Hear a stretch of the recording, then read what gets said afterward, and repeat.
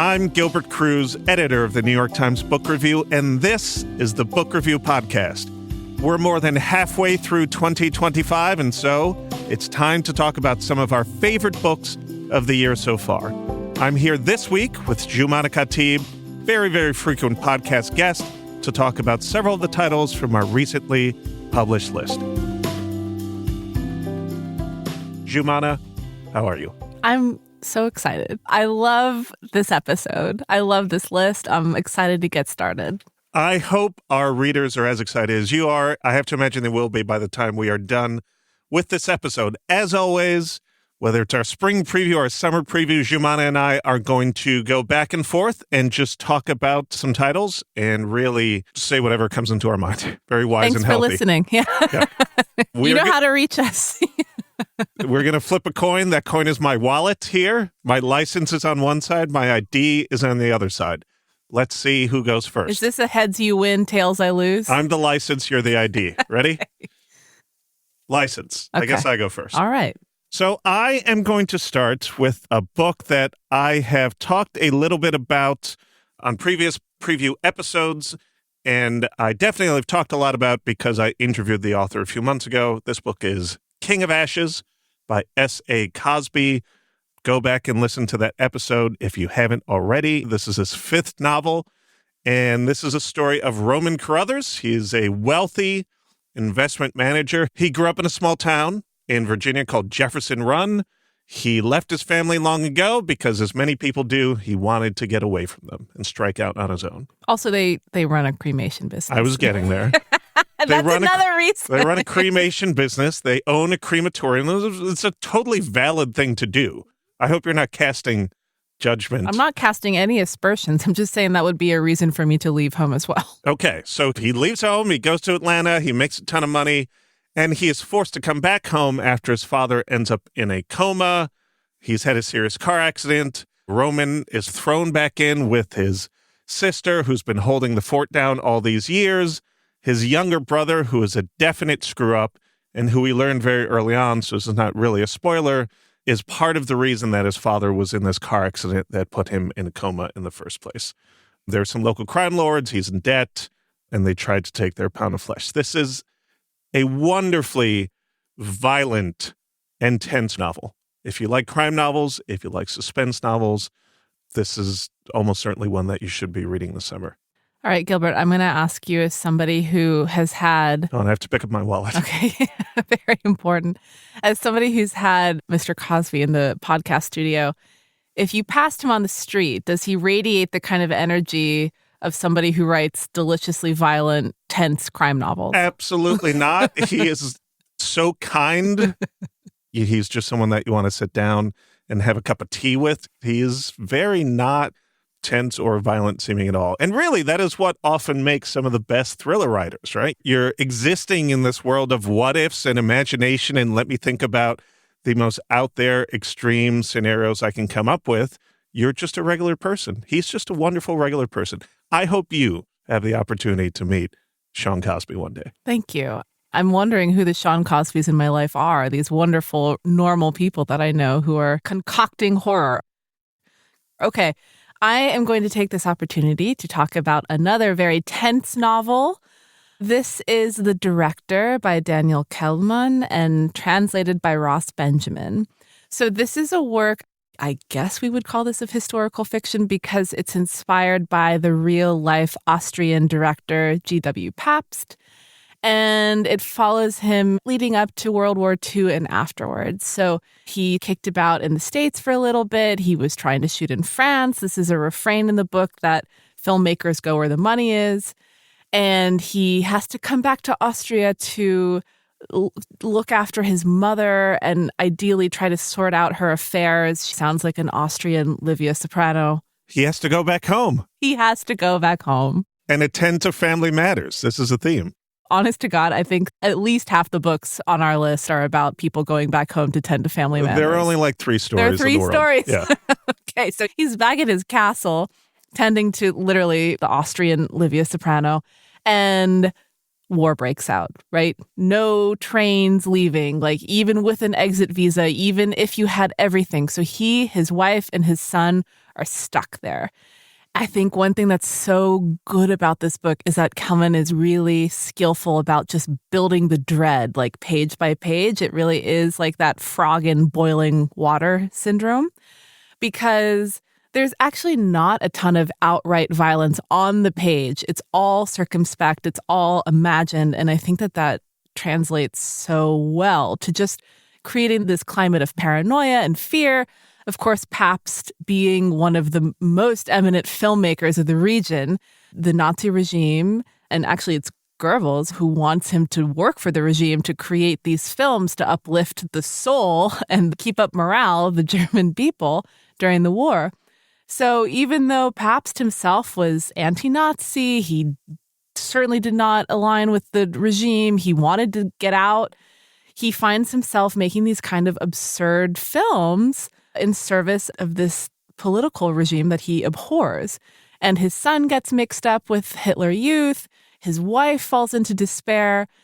And there is just so much horror in this. And yet, part of what makes this book so good for me is that Kehlmann has a very wicked sense of humor. And so you see the absurdity and just, it's almost slapstick, some of these scenes. Like there's a great scene where Pabst's wife is in a book club with some other wives of prominent artists who are also making work for the regime. And just the dialogue and the cadence of how they talk and the subtext of it, it's so brilliant. And it's amazing to me that this has been translated. And I guess the last thing I'll say about this, I'm quite hot on this book, is that appropriately for a book about filmmaking, I think Kehlmann is really good at staging scenes in the novel. The pacing, the blocking of it, it's great. It's great. I read it in one day. You said you are surprised at the translation. What is surprising about it? I always marvel at a translation that reads so fluently and works on so many levels. And I'm just thinking about, I have no German whatsoever, so I can't even imagine what the original text might have looked like. But in a book where the stakes are such that even the wrong gesture, to say nothing of the wrong phrase or the wrong word, makes such a difference, I think that really is doubly important in a book like The Director. And it reads fluently. The voice is great. And I love this book. I love it too. So that is The Director, a book that we both love. I am going to mention two books. Two. Was that part of the wallet flipping? Did I miss another wallet flip? No, I'm going to mention two because one of them is a book whose author I had on the podcast last week. So I don't think I need to say too much about A Marriage at Sea by Sophie Elmhirst, since all of our listeners listen to every single episode of the Book Review Podcast. So I'll keep this brief. This is a true story. Sophie Elmhirst is an English journalist, and she found this tale of a husband and wife who were living in England in the 1970s. They decided to give up their life on land, set out for the high seas, and sail from England to New Zealand.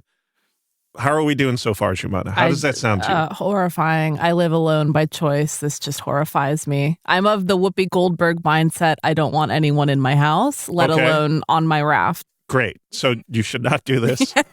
And maybe you should never go anywhere. Yeah.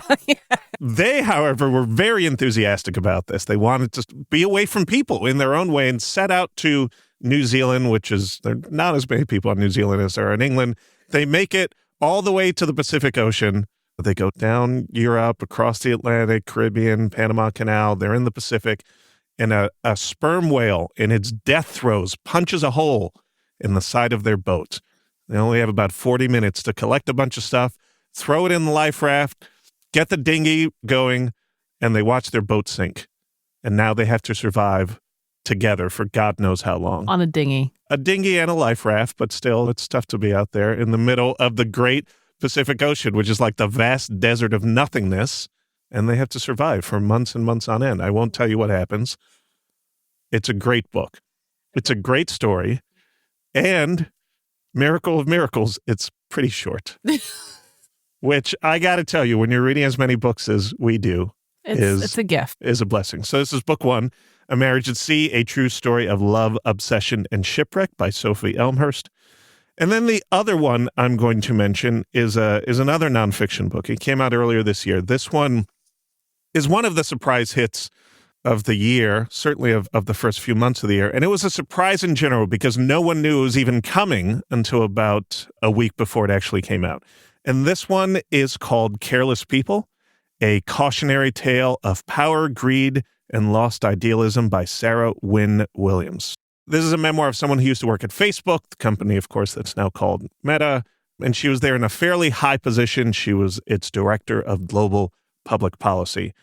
And essentially, she has a front row seat to the famous executives of Facebook/Meta, Mark Zuckerberg, the CEO, and Sheryl Sandberg, the COO, and just how, in her words, ridiculous and inappropriate they were at all times.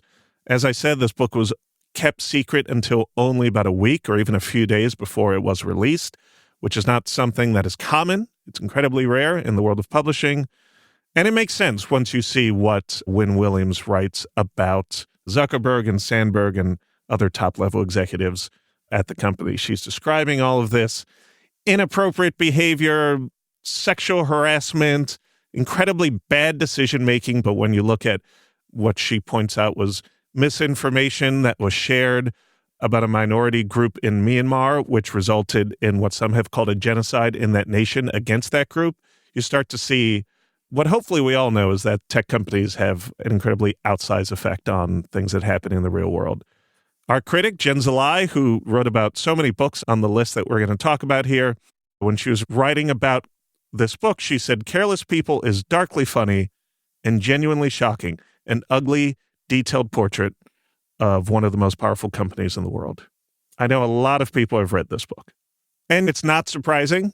I don't know if you recall this, Joumana, right after our review and news stories ran, Meta claimed that the book should not exist because Wynn-Williams had signed a non-disparagement agreement when she was an employee. There are all these other parts of her contract that they claimed essentially prevented her from writing this book. And so this case very quickly went in front of a judge, and the judge basically said that she could not promote the book, but the book could continue to be published, and the publisher could promote it. I think it's one of the better selling books of the year. So you have this weird situation where Meta is trying very hard to just get this book out of sight of most readers, and maybe they actually did the opposite. It's the Streisand effect, right? It's the Streisand effect? Is that what that is? Streisand? I don't see movies. I just read about directors and Nazi detainment. Barbra Streisand is also a singer. Yeah. I know. I'm aware. Okay. I'm aware. We were not like big pipe household, except for Whitney Houston. Okay. I would like to pivot to fiction, to something altogether different. This is Isola by Allegra Goodman. So when we're talking about powerful people, perhaps abusing their authority, but maybe you want something that's still quite escapist, I think this is really the book for you. I was really knocked out by this book. This is a work of historical fiction. It's based on a real-life woman, Marguerite de la Roque de Roberval. She was a French noblewoman in the 15th century, and she had a fascinating and harrowing life. So she was orphaned. She had some family money, and it was looked after by a male relative. And basically, he left her alone to be raised and be tutored and become a genteel young woman. And in the meantime, this male relative who was looking out for her finances spectated on her fortune and spent it and totally set her up. He did not set her up to marry well or marry comfortably or live comfortably. He totally gambled on her future. And this cousin, Roberval, was a sailor. He sailed for the king. And so he was going to cross the Atlantic to help settle the colony of New France in present-day Canada. And he tells Marguerite and her nurse, Demick, you're going with me. And you really don't have a choice. Marguerite's 20. So it's horrible. They're on a ship. It's disgusting. They don't know what's laying in wait for them. And Marguerite, bit by bit, realizes she's falling in love with a guy who works for Roberval. And they start this clandestine affair. Roberval finds out. He says he's very displeased, to say the least. And he strands the couple and Marguerite's nurse on this uninhabited island in the St. James River with whatever they could carry. I won't go much farther than that, but I will tell you, this is such an incredible work of imagination so I had no idea about Marguerite. There are at least 2 historical accounts of her life, and I think the author, Allegra Goodman, went down this very deep research rabbit hole and found out everything she could about this woman. A lot of authors they talk about how research is sometimes the best part of writing a novel because it's, in a way, it's like productive distraction from the hard work of actually writing. Mm-hmm. But one thing that is so good about Isola is that the research doesn't overwhelm the storytelling. You don't get bogged down in detail. You actually just really inhabit this young woman's mind and emotion and grief that she goes through, the tenacity. And she really leans on her faith, and that comes through. And I was so blown away by this story. Would you rather be stranded on this remote island or in the middle of the Pacific? Oh, God. I was actually just telling somebody the other day that I really would like to go snorkeling. So if I had like a clear-bottomed raft. I don't think those exist. Okay, I don't plan on getting stranded in Canada either, but like that would be my ideal situation with a helipad. And none of these conditions were the question I just asked. That's the answer you're going to get. Okay. I flipped your wallet, and that's the answer I'm going to give you. Isola by Allegra Goodman. I'm going to stick with fiction for my next pick, Joumana, and this is a book that is the topic of our next book review book club discussion. That is an episode that's going to run next week, and listeners, you can hear MJ Franklin and a couple of other guests talk about this debut novel, which is called The Catch by Yrsa Daley-Ward.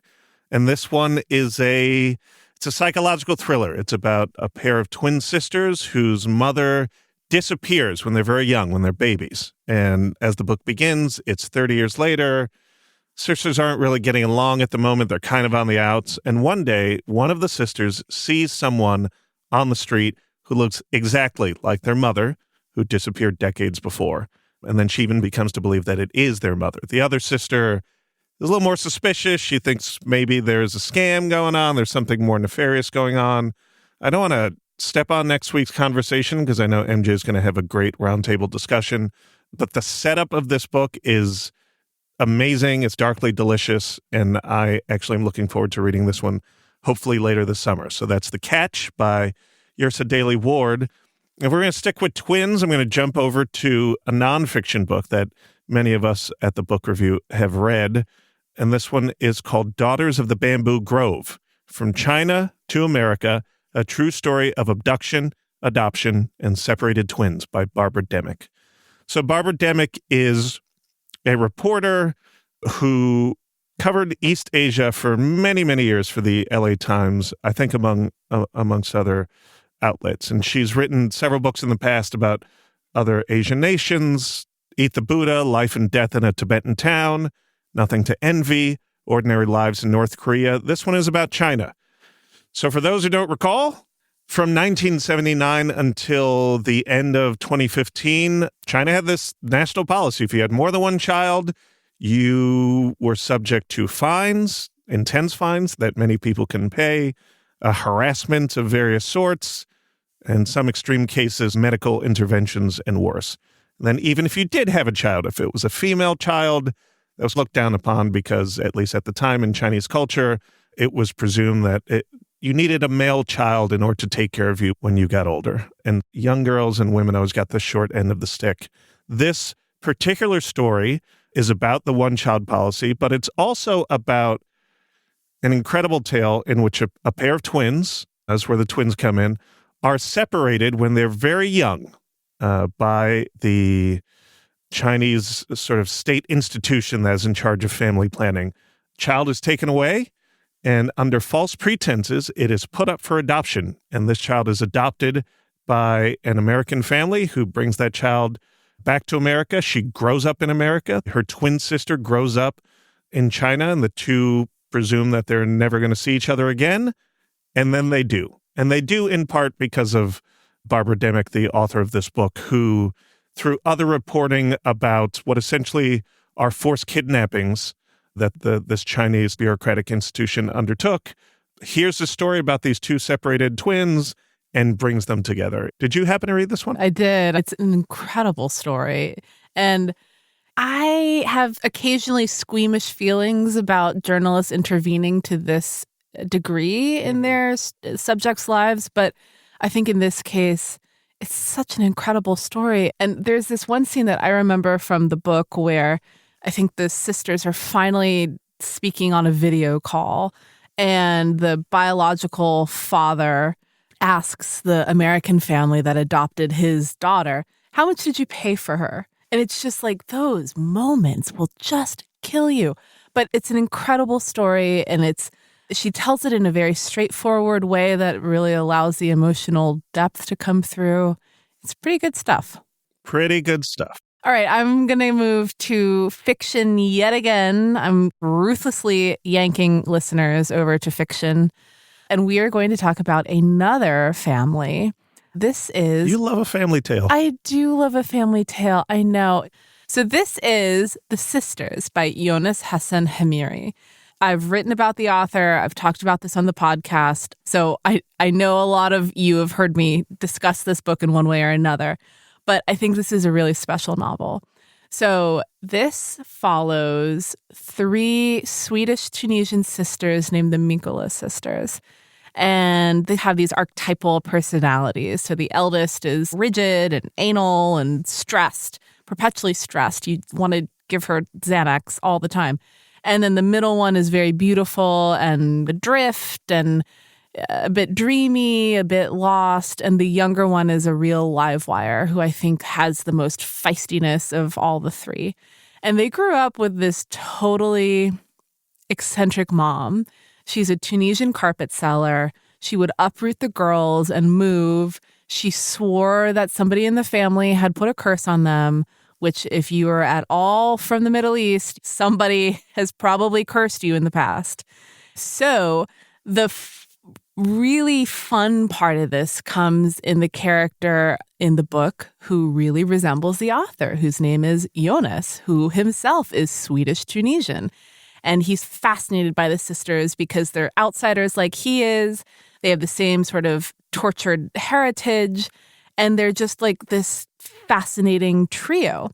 And so the book follows them, all 4 of them, from Tunis, Stockholm, New York, Germany, all over the place, trying to make sense of their lives. And there's a pretty amazing twist at the end. So even though this novel is over 600 pages, it is totally worth it to get to the end. Some people saw it coming. I didn't see it coming. It's profound. Write to me with your feelings about it. You've been stumping for this book for a while. I know. It's on my metaphorical nightstand. I'm going to get to it very soon. Our critic, I was delighted. I don't know what our critics are going to say before they turn in their stuff. So our critic, Alexandra Jacobs, called this a tour de force, and she does not mince words. So if 2 of us think you can take our words for it, I promise. How do you respond when you really go hard on a book? You're like, I love this book. It's so great. You recommend it to a ton of people. And then someone comes back and says, I couldn't finish it. Oh, that happens to me regularly. Great. I'm glad our listeners are like, well, so why am I listening to you? Oh, no, it happens to me regularly. So this just happened in reverse. I'm going to answer your question in the backwards way. One of my dearest friends has just moved back to New York. She's a PhD. She's a Victorianist.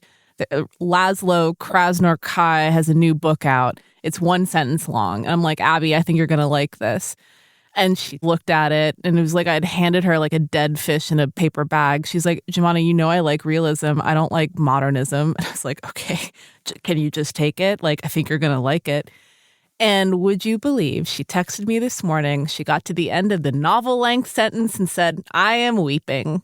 Wow. I know. You can't make it up. So you answered my question about what you do when a book that you recommended is not liked by someone by finding a book that someone did like that you recommend. It's because I've managed to subvert my family curse.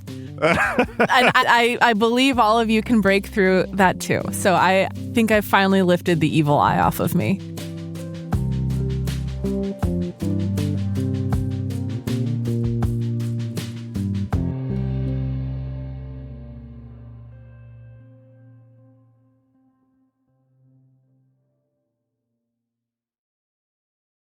Welcome back. This is the Book Review Podcast. I'm Gilbert Cruz, and I'm joined this week by Joumana Khatib. We are talking about some of the best books of the year so far. I promise that I'm not only picking people that have been on this podcast to talk about, even though it seems like I am. The next person, however, was on the show last year, Stephen Graham Jones. We had him on for our Halloween episode. It was him and Joe Hill separately talking about scary books that they love. Stephen Graham Jones, great horror writer. His new one, The Buffalo Hunter, is one that I feel like we're always going to have on our list of the best books of the year so far. This one takes place, or it starts at least, in the late 1800s in Montana. Main character is a gentleman, a member of the Blackfeet tribe. His name is Goodstab. Great name. Not a good name, a great name. And he comes across some settlers. They're transporting something. The thing that they are transporting is not good. In fact, it is evil. In fact, it likes to suck blood. It likes to drink blood. And Goodstab ends up having to drink blood and suck blood for the rest of his life. So you have this protagonist who finds himself having a very fraught relationship, to say the least, with the members of his own tribe, members of other indigenous tribes in the area.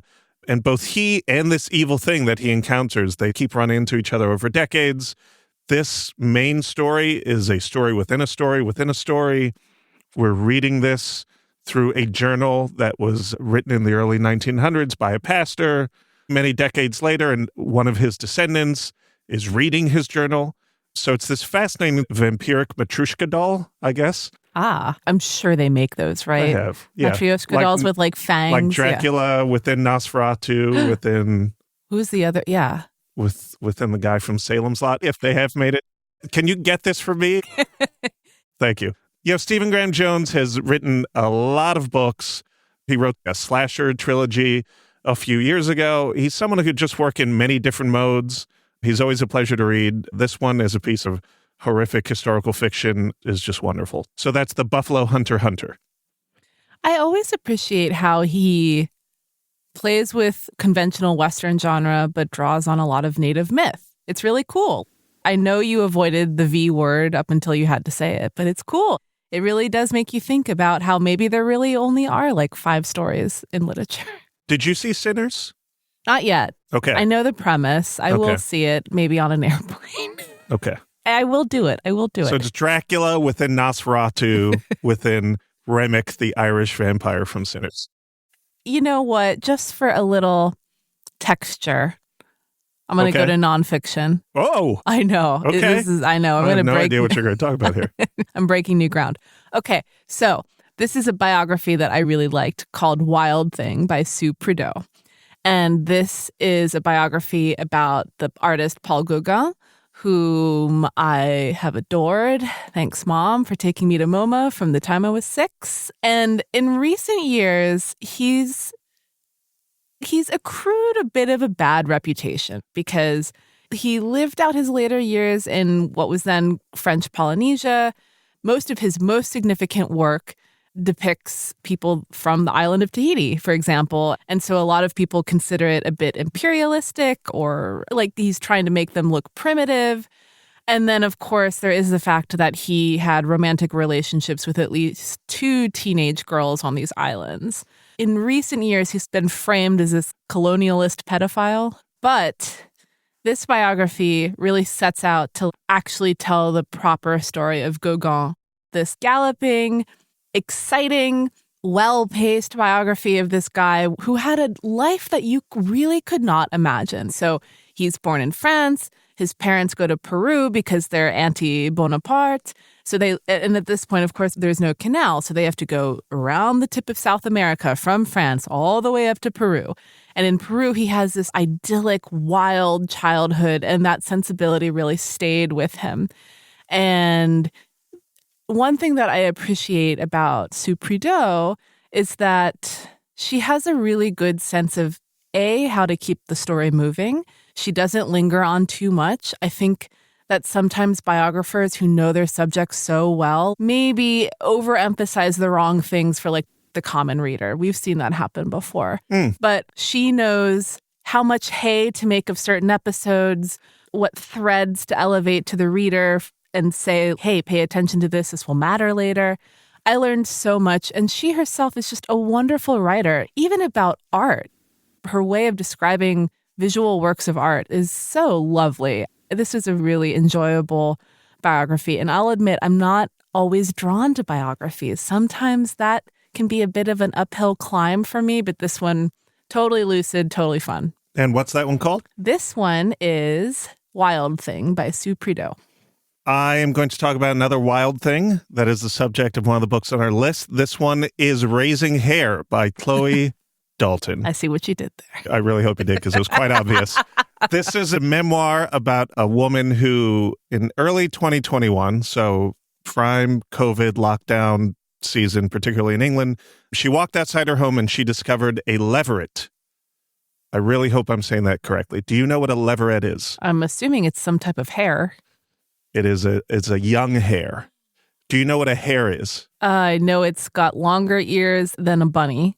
Do you know that, or did you just see it in the notes No, here? I swear to God, I'm not looking at the dog.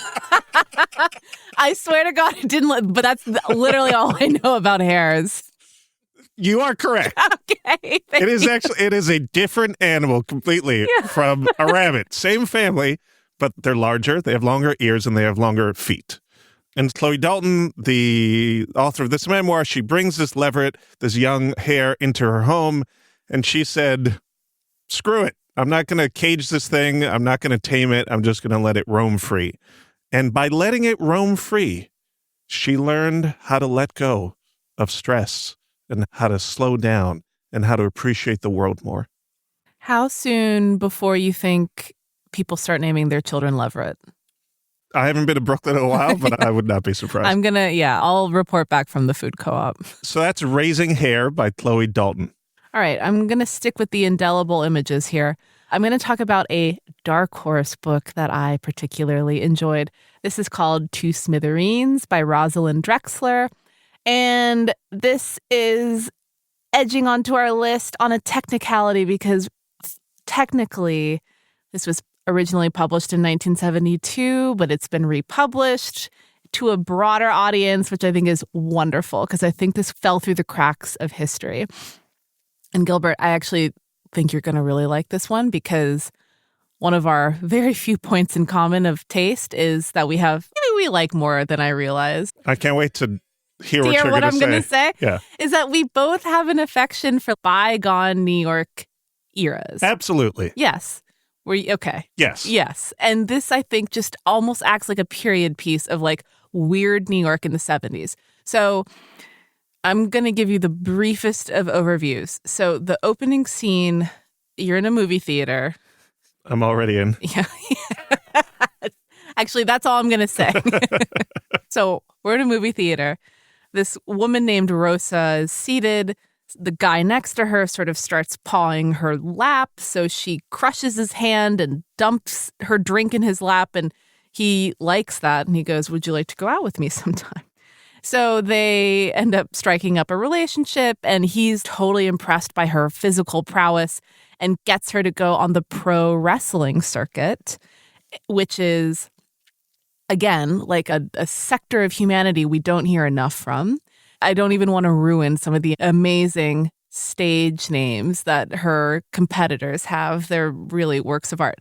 And the best thing about this book, it's odd. It's totally idiosyncratic. For a book that's so physical, the dialogue's really good. You can feel yourself sticking to the booth in the 24-hour diner where they're having bad coffee. It's great. And I went down a bit of a Rosalind Drexler rabbit hole. She actually drew on her own experiences going to a wrestling gym just a few blocks over from our office in Times Square, where there are a bunch of carnies and all types. Times Square is very different now than it used to be. I know. So I can believe that. I'm going to, if that to me was Joumana coded, I'm going to lean into what you would say maybe is Gilbert coded, which is a book about the American Revolution. Yeah. This is called The Fate of the Day, The War for America, Fort Ticonderoga to Charleston, 1777 to 1780 by Rick Atkinson. And there's a long subtitle. A lot of these nonfiction books have long subtitles. They're a little out of control. We're recording this a few weeks out from the 4th of July. Next year's 4th of July marks the semi-quincentennial. And listeners, I'm going to say that again because you should memorize that word. You're going to be hearing it a lot over the next year. Semi-quincentennial. It is going to be the 250th anniversary of the signing of the Declaration of Independence, the moment that America began. So there's undoubtedly going to be a ton of stuff leading up to the next 4th of July. Ken Burns, who has done, in addition to our poetry challenge, Ken Burns. in addition to our poetry challenge, so many documentaries about important parts of American history, baseball, jazz, country music. He's doing a series on the American Revolution that's debuting this fall. And this book, The Fate of the Day, is the sequel to 2019's The British Are Coming, The War for America, Lexington to Princeton, 1775 to 1777. That book was about 800 pages long. Do you know how long this book is? I don't. It's about 800 pages long. Okay, So cool. I don't know if one needs to have read the first book in this trilogy in order to fully appreciate this second entry, The Fate of the Day, which throws us right in the middle of the war. The war has already begun, the war between the colonies and England. But our reviewer claimed that there's no better writer of narrative history than Atkinson, who they wrote is able to transport readers to a different time and place without minimizing the differences of the past from the present. And while I'm sure you and I or me and someone else could quibble or debate about whether or not there is no better writer of narrative history than Atkinson, what is true is that he is uniquely talented in being able to take a person and put them in a moment in time from long ago. And he does this often through deep research and then translating that research into like sensory details, what it looked like, what it smelled like, what it sound like. And through those, even if you're in the middle of a very confusing battle, of which there are many in this book, you're able to close your eyes and imagine what it was like to be there.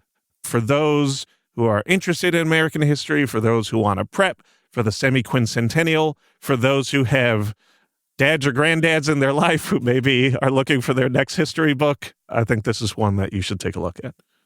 How many times do you think you've said semi-quincentennial just in your life? I've said that word, I would say 20 times, Wow. and all in the past 3 months. I thought you were going to say 3 hours. No. Semi-quincentennial. Say it. Semi-quincentennial. Great. It really rolls off the tongue. It sure does. Okay, we're back to fiction. This is Flesh by David Soloy. He is a Hungarian British writer. He tends to have a very global focus in his writing, which I really like. His last book that I remember reading was a series of connected chapters that followed passengers who encountered each other on a plane. And it's almost like a baton's getting passed between people. And it was just a cool experiment that worked. It was thought-provoking. It was elegant. He's back with another very elegant, thought-provoking book. He's staying in his lane, his thought-provoking lane. So this follows a young man. We meet him in his adolescence in Hungary, and we see him have his first sexual encounter. We see him go off to war. He serves time in the Gulf. He comes back. He has this sort of peripatetic existence. He's trying to get a job in Hungary, and eventually he finds himself in London. And I think the London, if there is a real plot to this book, it begins in London because he starts doing security for some wealthy people, and all of a sudden he's swept up into the upper echelons of British society. So this is a rags to riches, possibly to rags story in the end. And one thing that's so interesting about this main character, Istvan, is that he's very reticent. He doesn't ruminate. He doesn't really readily express his feelings or emotions. He's presented to us as this basically like a physical object. Much is made out of his attractiveness. Much is made out of his physical body. And It makes for a very tactile reading experience. I think one thing that I responded a lot to in this book is that Soloi leaves a lot off the page. You know, you turn the chapter and you're in an altogether different circumstance. He's married. He's not married. He's in London, whatever. He's back in Hungary after serving. And it makes for a reading experience where actually you feel like you're entering a contract with the author. This was another book that I read basically in one sitting, and I felt strange afterwards. But I think that's a good sign if you're in an altered state after you finish a book. But I've been thinking about it for a long time, ever since finishing it. That was Flesh by David Soloi. I do not want to end on a down note, so we're going to have to find something else to talk about after this book. But there's a memoir that came out this year that we reviewed and that our reporter wrote about that is both sad and moving and meaningful in a way that many memoirs of this type maybe aren't. This one is called Things in Nature Merely Grow. This is by Yi-Eun Lee. Yi-Eun Lee is a novelist, and this is a true story. In 2024, her son James, who was 19, took his own life. And for any parents, this would have been crushing beyond measure. And of course, it was crushing for Yi-Eun as well. But this terrible event was informed by the fact that 6 years earlier, her other son, James's older brother Vincent, also took his own life. He was 16 at the time. And this is a story that in other hands would just be a story about grieving and maybe what it means to heal. This is not that story. This is a book in which she pays tribute to both of those sons. She tries to grapple with how she has dealt with these tragedies. And as our reporter Alexandra Alter, who profiled Lee, wrote in her piece, quote, "In some ways, Lee's memoir is a radical rebuke of the convention surrounding grieving. Early on, she warns those who expect a narrative of healing or solace to stop reading. This is not a story about overcoming loss or moving on." Later in that piece, Lee says, "People always say you're going to overcome this," she said. And she responds by saying, "No, I'm not." Even in reading about it, I haven't read the book yet, it seems like a refreshingly frank look at what it means to deal with loss. It's amazing to me that for something that is universal, we are all going to lose someone. We still just don't have a good understanding about how to talk about grief. I actually find these kinds of books to be the most difficult to read, but I am always interested in grief literature because it's so important. I would love if we could all find a way to talk about it in a more emotionally complete way. However, I hear your point about not wanting to end on a down note. So I am going to offer up best book recommendation in action right now. Okay. Okay, so this is a romance novel by a wildly popular romance novelist that I've never read. I'm not a big romance reader, but I think this could be one for me to read just to see what's going on. So this is called These Summer Storms by Sarah MacLean. Mm-hmm. So even I know that Sarah MacLean is a wildly popular romance novelist of typically historical romance. This one is set in the present day. It's set on Rhode Island, which is not the reason that I want to read this. Summer appropriate. It has strains of Succession, of, I don't know, like a good 90s rom-com, which I've been hungry for. It follows a family whose patriarch is this tech gazillionaire. He dies unexpectedly. And one of his daughters, who's semi-estranged or at odds with the rest of her family, they all descend on the family home on their island off Rhode Island. On the way, she meets this handsome interloper and sparks fly. So she gets to her family home, and it turns out that her father has left a series of tasks for everybody in the family to complete. This is a great plot. And if they don't finish the tasks before leaving the island, they don't get their inheritance. Then the handsome interloper turns out it was her father's right-hand man. I'm sold. I know. And Rhode Island. This is a good kicker. Rhode Island. This is a good final recommendation. That is a great one. What's it called again? That's called These Summer Storms by Sarah MacLean. We mention several other books on our best books of the year so far, a list that you should definitely go check out to read about the ones we have mentioned, and titles such as Bury Our Bones in the Midnight Soil by V.E. Schwab, Stoneyard Devotional by Charlotte Wood, which we have definitely talked about on this podcast, Sunrise on the Reaping, the latest in the Hunger Games series by Suzanne Collins, and several other books that we just don't have time to talk about here. But between those and the titles that we have blathered on and on about, you have more than enough to last your summer. I think there's something here for everyone. These are our best books of the year so far.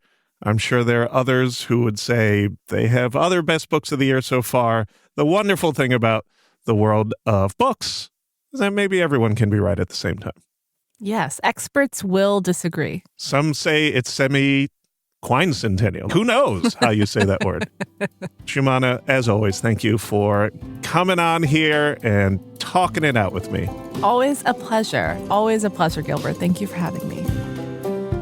That was my conversation with Joumana Khatib about some of our favorite books of the year so far. You can find those books and many other titles on our Best Books of the Year So Far list over at nytimes.com. I'm Gilbert Cruz, editor of the New York Times Book Review, and thank you, as always, for listening.